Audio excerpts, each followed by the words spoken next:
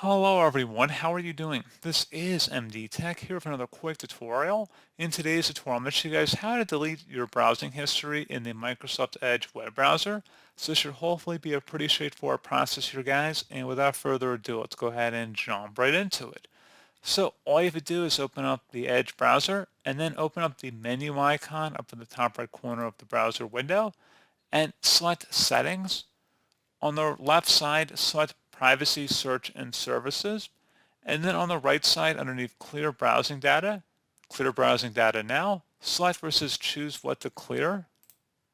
And you can select the time range if you want to go back all time. You're welcome to do that.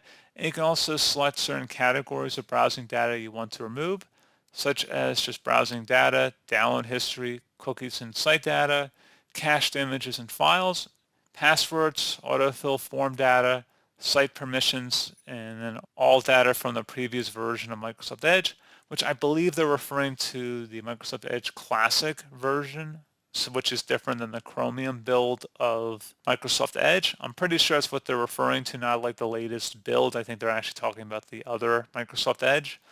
And then you just would select the Clear Now button once you've selected those options. And that's pretty much all you have to do. So, as always, thank you guys for watching this brief tutorial. I do hope I was able to help you out, and I do look forward to catching you all in the next tutorial. Goodbye.